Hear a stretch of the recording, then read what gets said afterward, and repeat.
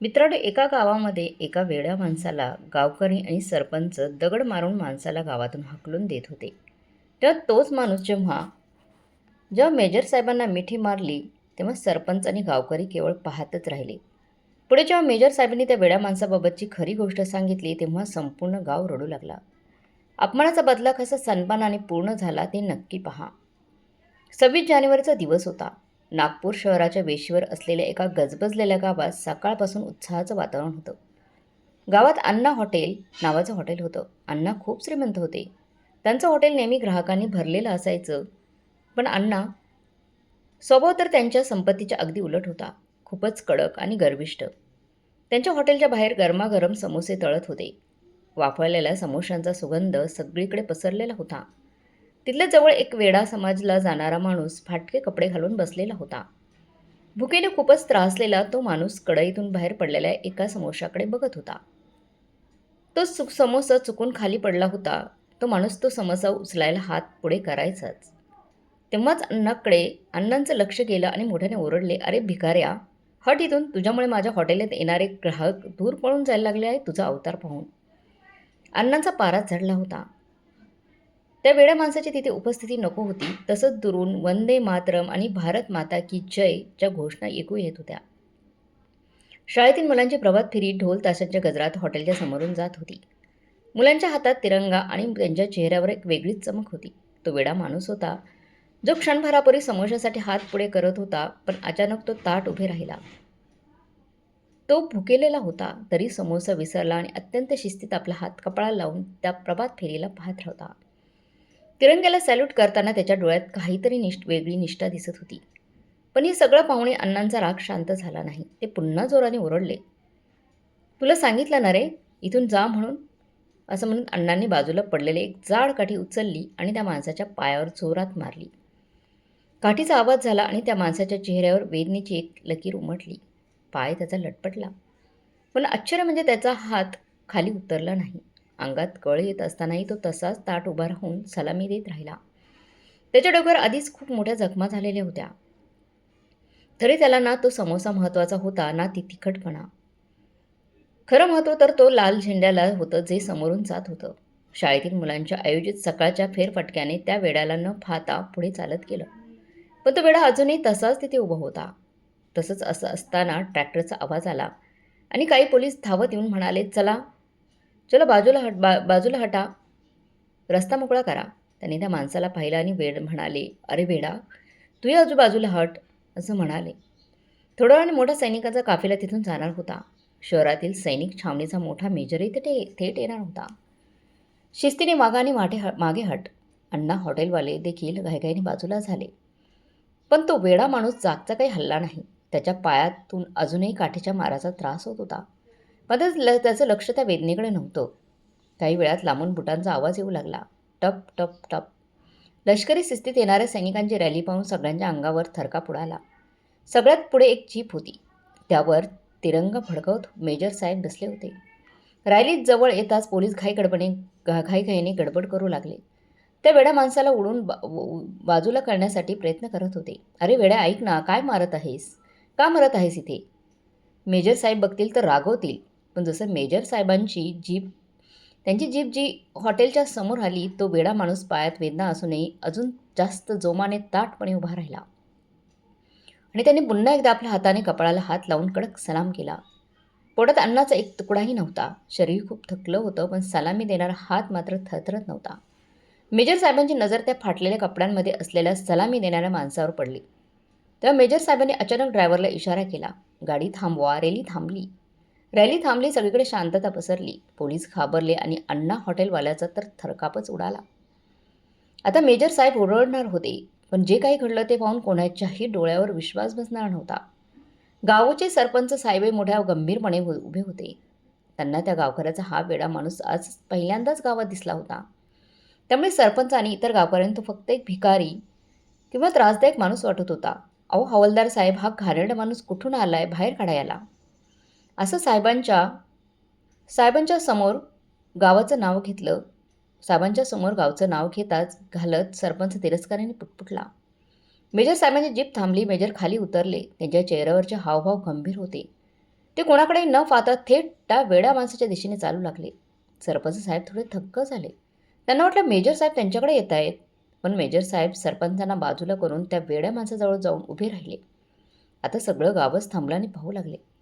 Police वाटेला आला आणि सरपंच सगळ्यांच्या हृदयाची धडधड बंद झाली. त्यांना वाटलं आता या वेड्याला मोठी शिक्षा होणार, पण घडलं उलटंच. मेजर साहेबांनी त्या फाटके कपडे घातलेल्या वेड्या माणसाला पाहून सावधपणे उभं राहून जोरदार सॅल्यूट ठोकला. मेजर साहेबांच्या डोळ्यात पाणी आलं. त्याने थरथरत्या हाताने त्या माणसाचे सॅल्यूट करणारा हात खाली केला आणि त्याला घट्ट मिठी मारली. सर, तुम्ही इतक्या अवस्थेत, अशा अवस्थेत कसे काय? मेजर साहेबांचा आवाज खूप गडद झाला होता. गावातले लोक आणि सरपंच एकमेकांकडे आश्चर्याने पाहू लागले. मेजर साहेबांनी सगळ्यांकडे रागाने पाहून ओरडत म्हणाले, जो तुम्ही वेडा समजून मारलत, दूर पाठवलं, तो कॅप्टन विक्रम आहे. 8 वर्षांपूर्वी सीमेवर झालेल्या एका मोठ्या फटाक्याने त्याने आपले तुकडीचे प्राण वाचवले. त्या कामगिरीनंतर त्याला पाकिस्तानमध्ये गुप्तहेर म्हणून पाठवले होते. पण ते परत आले नाहीत म्हणून सगळ्यांना वाटलं होते की ते शहीद झाले आहेत. कारण त्यानंतर त्यांचा संपर्क तुटला. कित्येक दिवस शोध घेतला तरी काहीच कळले नाही. शेवटी सरकारने त्यांना शहीद घोषित केलं होतं. पण आज तोच माणूस त्यांच्यासमोर थकलेल्या, पाटलेल्या अवस्थेत उभा होता. मेजर साहेबांच्या डोळ्यातून अश्रू वाहू लागले. त्यांनी कुठलाही विचार न करता धुळीने माखलेल्या माणसाला घट्ट मिठी मारली. विक्रम, तू जिवंत आहेस, आमचा वाघ परत आलाय. मेजर साहेब आनंदाने ओरडले. गावातील लोक, सरपंच आणि त्या हॉटेलच्या मालकाला हे पाहून थक्क झाले. त्यांना काहीच समजत नव्हते की मेजर साहेब एका वेड्याला मिठी का मारतायत. मेजर साहेब, मागे वळा आणि गर्जना करा. अरे गावकऱ्यांनो, ज्याला तुम्ही वेडा म्हणून हिणवलं, मारलं, तो सामान्य माणूस नाहीये. तो आमचा कॅप्टन विक्रम आहे. देशाच्या सुरक्षिततेसाठी हा माणूस शत्रूच्या गटात गुप्तहेर म्हणून गेला होता. तिथल्या छळामुळे कदाचित त्याची आठवण कमी झाली असेल, पण तुम्हीच बघा, त्याची देशभक्ती अजूनही ताजी आहे. स्मृती हरवलेली असताना सुद्धा प्रभात फेरी पाहता त्याच्या हाताला सैनिक शिस्तीची सलामी आठवली. मेजर साहेबांनी त्या माणसाच्या पायावर काठीचा वळण पाहिला आणि त्यांचा चेहरा रागाने लाल झाला. कुणी मारलं माझ्या साहेबांना? त्यांनी ओढून विचारलं. अण्णा हॉटेलवाल्याच्या हातातील काठी आधीच पडली होती. आता ती शुद्ध हरपायची बाकी होती त्याची. सरपंच साहेबही घाबरले. ज्याला ते बाहेरचा वेडा म्हणत होते, तो या देशाचा खरा हिरो निघाला. सैनिकांची रॅली जात असताना मेजर साहेबांनी जीपमधून हा सगळा प्रकार पाहिला होता की त्या वेड्या माणसाला गावातील लोक कसे हाकलवत होते. मेजर साहेबांनी जीपमधून पाहिलेला तो नजारा त्यांच्या काळजाला चिरडून टाकणारा होता. नंतर मेजर साहेबांनी त्या वेड्या माणसाचा हात हातात घेतला. त्यांच्या पायावर पडलेली जखम, ती वेदना पाहून मेजर साहेबांचे डोळ्यातून पाणी वाहू लागले. त्यांचे अश्रू थांबूच शकत नव्हते. त्यांनी त्या माणसाच्या पायाशी बसून आपला रुमाल काढून त्यांची जखम पुसली. जो माणूस सीमेवर गोळ्या झेललेला होता, त्याला आज आपल्याच देशात फक्त एका समोशासाठी काठीने मार खावा लागतोय. ही आहे का आपली देशभक्ती?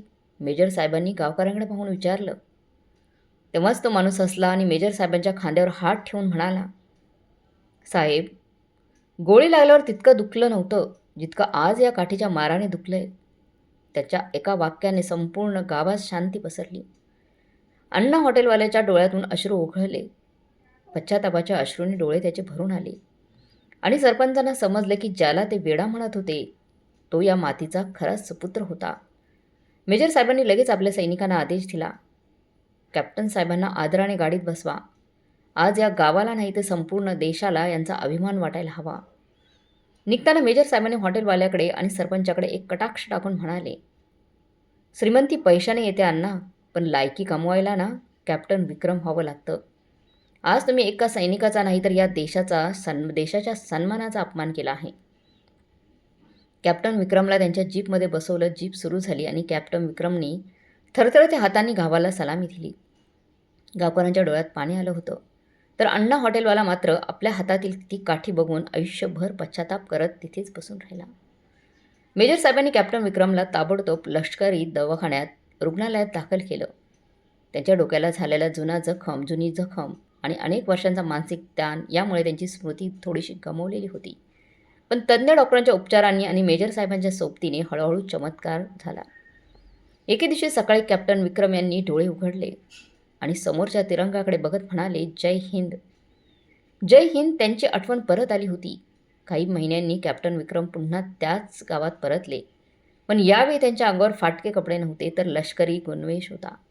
संपूर्ण गावाने त्यांचं जोरदार स्वागत केलं. कॅप्टन विक्रम यांनी ठरवलं की आता शहरात न जाता आपल्या मातीतील तरुणांना देशसेवेची तयारी करायला लावायची. त्यांनी गावात सैनिक प्रशिक्षण केंद्र सुरू केलं. सगळ्यात मोठा बदल झाला होता तो अण्णा हॉटेलवाल्याच्या ठिकाणी. त्या दिवशीच्या घटनेनंतर अण्णांचं आयुष्य पूर्णपणे बदललं होतं. ते फक्त माफीच मागत नव्हते, तर कॅप्टन विक्रमच्या कामात आपला हातभार मनापासून लावू लागले होते.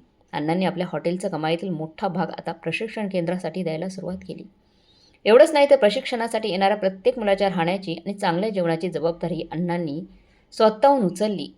आज त्या गावात एक वेगळंच दृश्य दिसतंय.